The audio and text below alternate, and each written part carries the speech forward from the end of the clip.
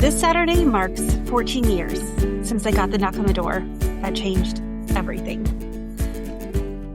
My name is Tami. I'm an executive leadership strategist and advisor, and this is a Leader's Purpose podcast. This show exists for one reason. You're sitting in a seat where decisions you make are visible, impactful, and felt by everyone around you.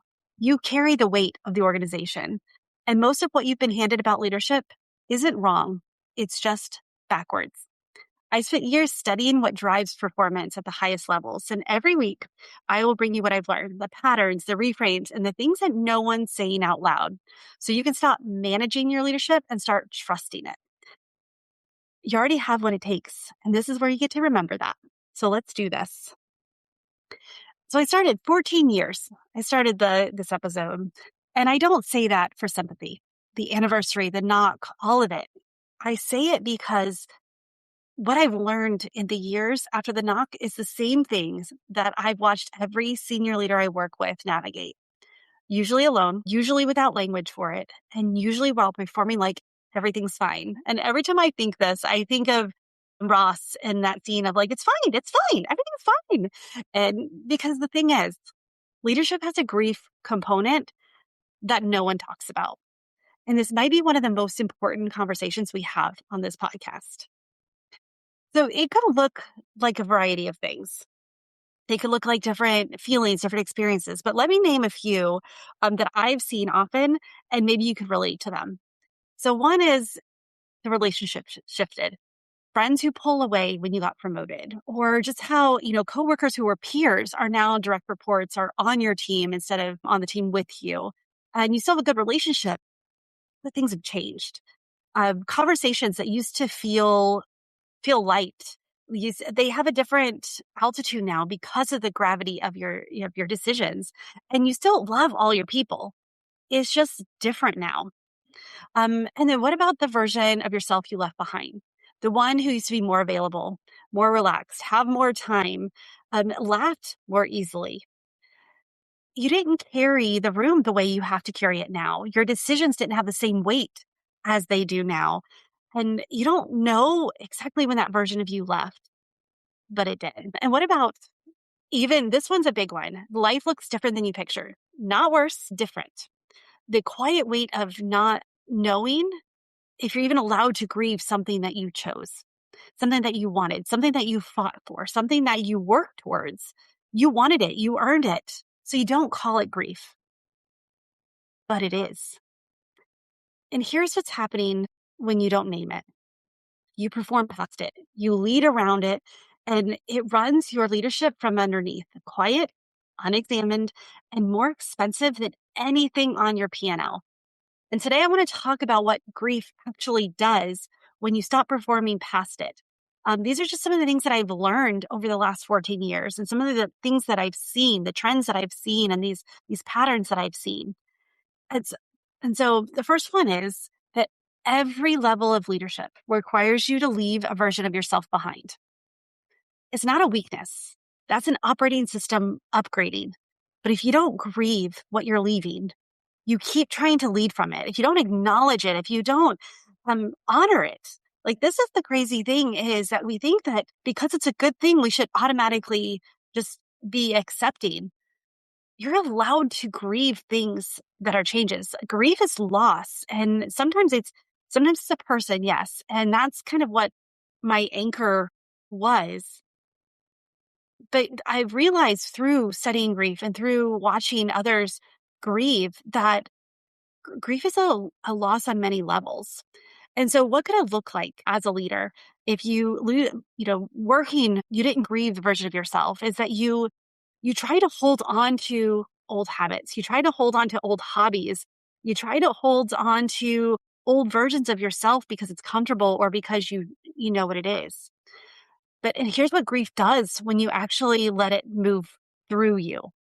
When everything is stripped away, you stop spending energy on things that felt urgent but weren't essential.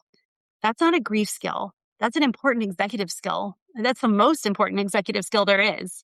And what it looks like in high stakes moments is you can make the decision for the company that may make someone upset in the moment, but it's for their your best interest and the mission's best interest. And so you have to strip away the things that and stop spending energy on things that felt urgent or used to be urgent, but you have a different purview now. You have a different view now.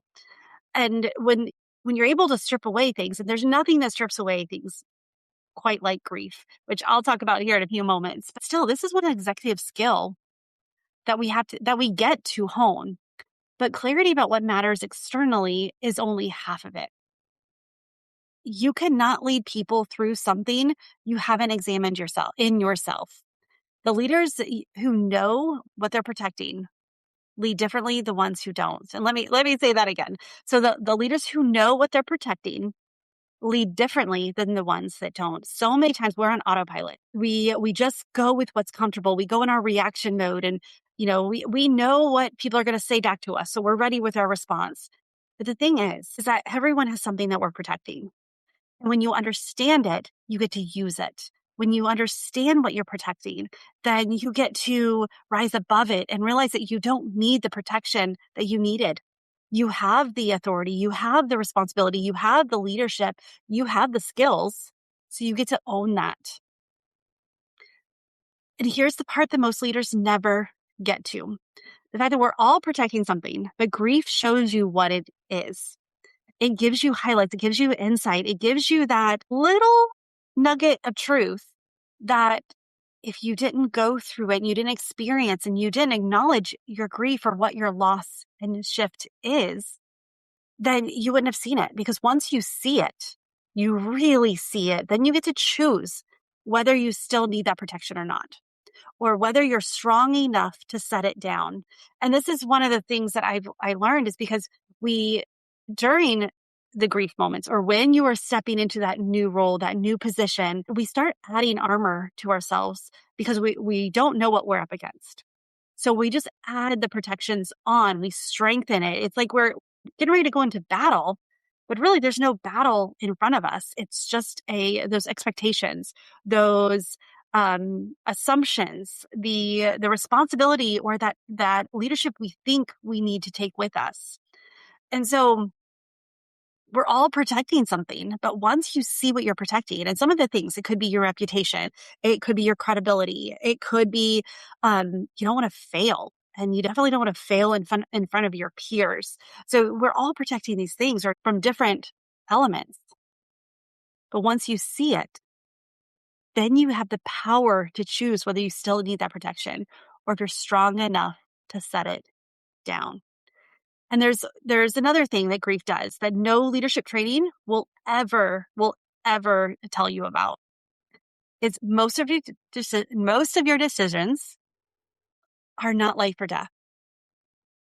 Grief recalibrates that. When you've lived through actual life and death, or you've made decisions where stakes were real in that way, the weight you've been assigning to ordinary decisions shifts permanently.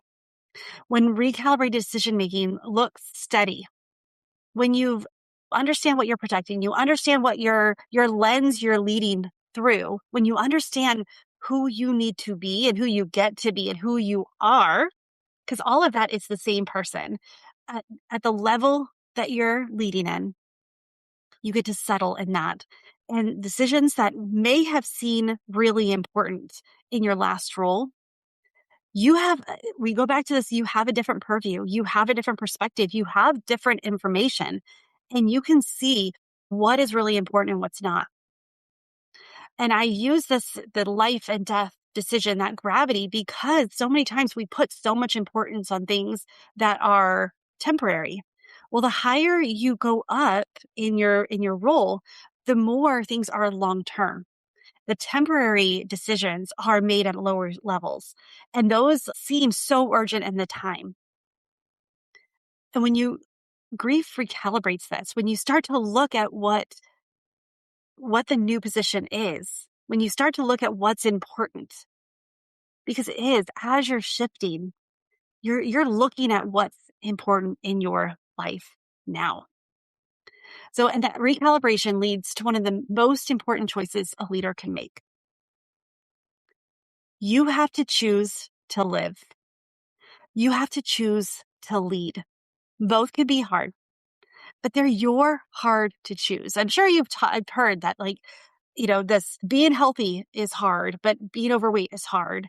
Um, Exercising is hard, and not exercising is hard. Saving money is hard, but also being broke is hard. Like, you've heard those contrasts. Well, there's nothing like grief that taught me the importance of choosing your hard.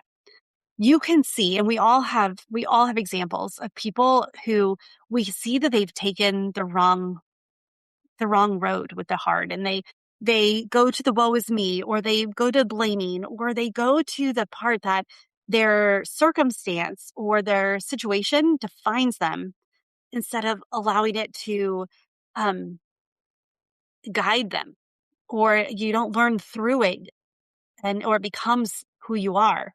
So the grief taught me that it's the same choice every senior leader makes, consciously or not, every single day. You get to decide, are you going to perform? Are you going to try to meet these unwritten and unspoken expectations? Or are you going to step into knowing who you need to be in this moment, who you need to be in this role, and what you want to lead through in this role, and do it and own it? The decision is yours. And I know this because I didn't learn this from a book. I didn't learn this from a training. I didn't build my diagnostic world from a framework that someone handed me.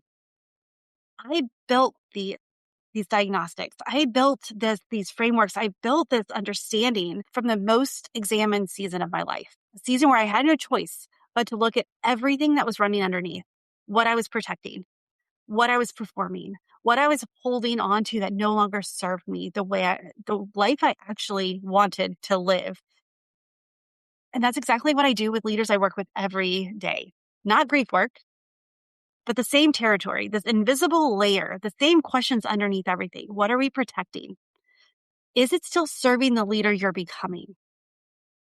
Is it still serving you?